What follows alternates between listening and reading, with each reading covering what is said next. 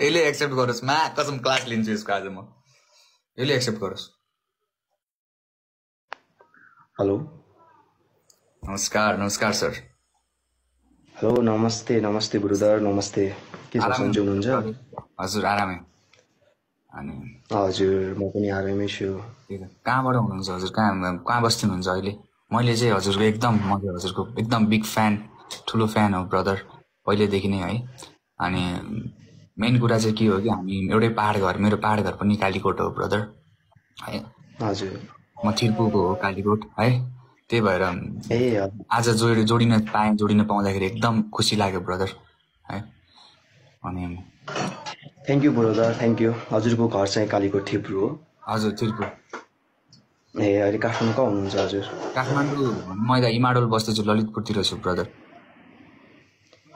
ललितपुरतिर हुनुहुन्छ हो अनि एकदम के छ त हजुरको नयाँ प्रोजेक्ट नयाँ आउँदै गरेको केही कुराहरू के छ ब्रदर हामी चाहिँ अकालमा मरेका मान्छेहरूलाई चाहिँ परीक्षण गर्दैछौँ ब्रदर हार्ट एट्याक भएका निसासिएका पानीमा डुबेका सर्पले टोकेकालाई चाहिँ हामी परीक्षण गर्दैछौँ अनि हामीले चाहिँ खेलकुद मन्त्रालयदेखि लिएर अनि त्यसपछि हामीले हस्पिटलदेखि लिएर पूर्व मन्त्रीहरूको जिउको अगाडि पनि हामीले मुसामा बट्राईमा चर्यो परीक्षण गर्दाखेरि हामी सफल भएका छौँ त्यो भएर अब चाहिँ हामी अकालमा मरेका मान्छेहरूलाई परीक्षण गर्दैछौँ रिसर्च गर्दैछौँ हैन त्यही नै भइरहेको छ गुरुद्वार चाहिँ अनि आज चाहिँ दिउँसो चाहिँ एउटा टेलिभिजनमा चाहिँ यो विजय साईको क्षमता फेक हो भन्ने मान्छेहरूलाई दरिलो जवाफ दिने कामहरू पनि भयो के कस्तो खालको जवाबहरू दिनुभयो त के चाहिँ घटना भोलि बेलुका चाहिँ टेलिभिजनमा चाहिँ जुन विजय साईले किताबको क्षमता फेक हो जबकि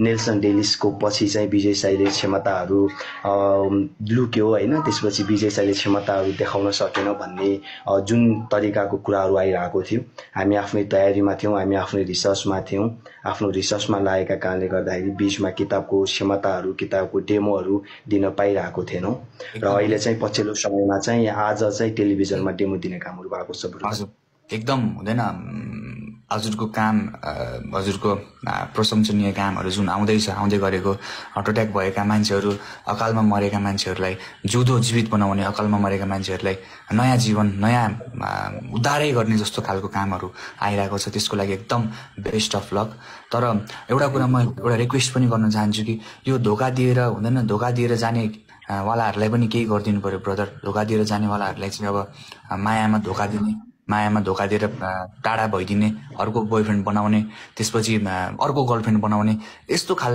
उहाँहरूलाई पनि केही न केही त फर्मुलाहरू होला ब्रदर केही न केही सरापै लागोस् ब्रदर उहाँहरूलाई केही न केही त होला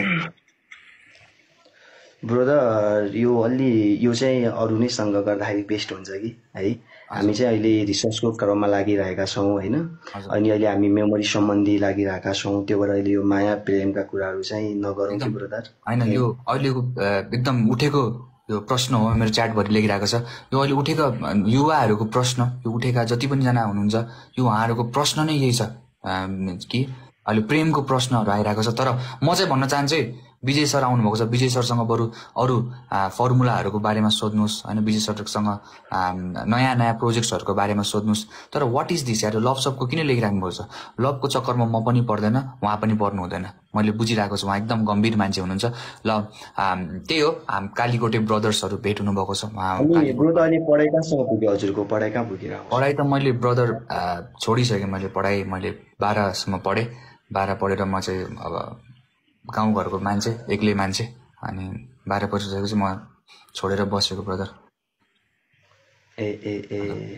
अनि मेरो मम्मी पनि एकदम हजुरको एकदम ठुलो फ्यान हुनुहुन्छ मम्मीलाई पनि एकचोटि केही भनिदिनुहोस् न मेरो मम्मीको नाम चाहिँ लीला हो लीला अरू के दर्शन छ भनिदिनु न मम्मीले चाहिँ पहिलेदेखि हेर्नुहुन्थ्यो हजुरको भिडियोहरू अनि प्लस एकदम यहाँ आइरहेको प्रश्न के छ भन्दाखेरि भर्खर 11-10-11मा छिरेका मान्छेहरू जति पनि जना विद्यार्थीहरू हुनुहुन्छ सबैजना आउनुभएको छ एक्कासी आइलाग्नु भयो किनकि कुलबोय आज विजय साई सरसँग जोइन हुनुभएको छ विजय साई सरसँग मैले त माग्न सकेको छैन हजुरहरूले मागेर के हुन्छ सर प्लिज हेलो हजुर सरी आउँदा प्रोजेक्ट्सहरूको लागि पनि एकदम हजुरलाई शुभकामना सर है। अनि प्लस सबैजनाले फर्मुला भनिरहेको छ। फर्मुला आफूले जादुगरले आफ्नो जादुगरले आफ्नो जादु गर्ने तरिका नै भनिदियो भने के नै रह्यो र? हजुर सर हजुर हामीहरूले कुराहरू बाङ्गो टिङ्गो तरिकाले गर्नुभन्दा पनि बाङ्गो टिङ्गो तरिकाले मोड्नुभन्दा पनि होइन, हामी एउटा रिसर्चको क्रममा लागेका छौँ। अकालमा मरेका मान्छेलाई परीक्षण गर्ने बित्तिकै हामी बानेश्वरमा हाम्रो अफिस छ होइन, रत्न राज्य क्याम्पस भन्दा यो स्कुल अलि अगाडि साइडमा चाहिँ त्यहाँबाट 200 मिटर अगाडि चाहिँ हाम्रो अफिस छ। त्यहाँ चाहिँ अब हामी सिकाउन थाल्नेछौँ। सुर्खेतमा पनि लगभग धेरै मान्छेहरूलाई सिकायो, अझै आदि मान्छेहरूलाई सिकाउन बाँकी छ र सिकाइसकेको मान्छेहरूले चाहिँ लिखितमा नामहरू पनि निकाल्नु भएको छ। यहाँ जो मान्छे मैले बारम्बार भन्ने गर्छु, अरूले आफ्नो बारेमा के सोच्छ त्यो महत्त्वपूर्ण कुरा होइन, आफूले आफ्नो बारेमा के सोचिन्छ त्यो महत्त्वपूर्ण कुरा हो ब्रदर होइन। यो समाजले के भन्छ कस्तो भन्छ त्यो त अहिलेसम्म इतिहासमा नाम राखेका मान्छेहरूलाई को मान्छेलाई पो सजिलै सफलतामा नाम राख्न दिएका छन्। जुन दिन उहाँहरूले यो प्रोजेक्ट भ्याउनुहुन्छ, जुन दिन उहाँहरूले मान्छेलाई जीवित गरेर देखाउनुहुन्छ, त्यो दिन भन्नु होला यो कुराहरू। यो कमेन्टमा जति पनि जना लेख्दै हुनुहुन्छ प्लिज सबजनाले थ्याङ्क यू ब्रदर। अनि बाँकी चाहिँ सिकाउने कामहरू अब छिटोभन्दा छिटो हुँदैछ। हजुरको सम्पूर्ण भ्युअर्सलाई पनि यही जानकारी दिन चाहन्छु। हजुरको म भिडियोहरू पनि हेरेर आउँथेँ, एकदमै राम्रो लाग्छ। थ्याङ्क यू सो मच त्यही त अब कालीकोटको मान्छे भइसकेपछि आफूलाई पनि एकदम जोइन गर्न मन लाग्यो। मलाई भर्खर देखियो हजुरको एकाउन्ट, त्यसपछि मैले जोइन गरिसकेपछि म यस्तो ब्रदर अहिले फेरि युट्युबमा यताउता गएर बोल्नुभन्दा पनि टिकटकबाट नै सबै ठाउँमा अब थाहा भइहाल्छ। त्यही टिकटकबाट नै केही कुराहरू जानकारी दिनुपर्छ भन्ने तरिका केही दिन भइसक्यो। टिकटकमा कहिलेकाहीँ बेला मात्र आउँछु, केही दिन बिराएर कहिलेकाहीँ आउने कामहरू गर्छु। धेरै आउँदैन, 1 घन्टा अलिअलि 30-35 मिनट आउने कामहरू चाहिँ हुन्छ ब्रदर। यहाँ च्याटमा लेखिरहेको हजुर के हो वास्तविक त्यो चाहिँ बुझ्नुपर्ने हुन्छ जस्तो चाहिँ लाग्छ कि ब्रदर। एउटा हो हल्लामा लागेको छ, एउटा मान्छेलाई गिराएको छ, एउटा मान्छेहरू मर्यो भनेर चरित्र हत्या समेत गरिएको छ, मान्छे एडिट गरिएको छ, त्यो वास्तविक बुझ्ने प्रयास कहिले पनि गरिएन। अर्को कुरा चाहिँ विजय साईसँग क्षमता नभइदिएको भए ब्रदर यसरी सामाजिक सञ्जालमा बारम्बार आएर क्षमता देखाउनु पर्ने जरुरत एक्ज्याक्टली त्यही भन्छु। अब कुराहरू यतिकै सिद्धाउने मान्छेहरू भनिराख्नुहुन्छ र आज चाहिँ साउन 15 को दिनमा आज म खिर चाहिँ खिलाउन चाहे हजुरलाई एकचोटिको लागि गरिदिनुहोस् सर। खिर म पनि खान्छु। हजुर ओके ल थ्याङ्क यू। ल अनि ब्रदरको पढाइ चाहिँ कहाँसम्म सकिएको ब्रदरको? 12 चाहिँ के पढेको ब्रदर? +2 चाहिँ मैले साइन्सबाट गरेँ हैन, फिजिक्स। हजुर मैले बायोलोजी पढेँ।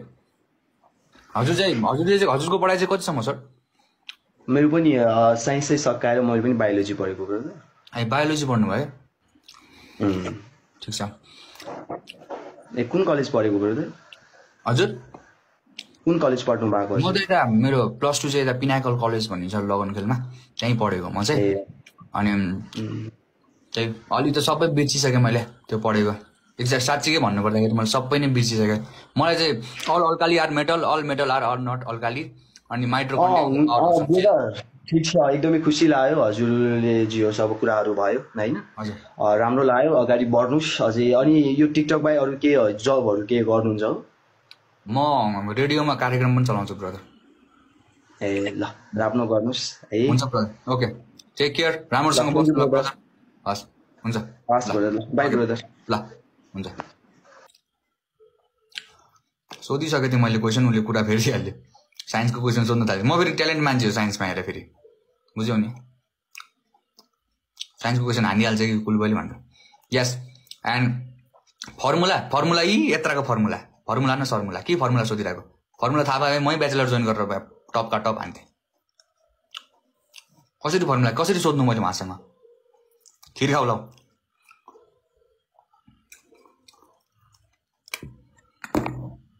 कलुवा टिस्यु ल्याउ त, कट्टु भित्र छिटो यार।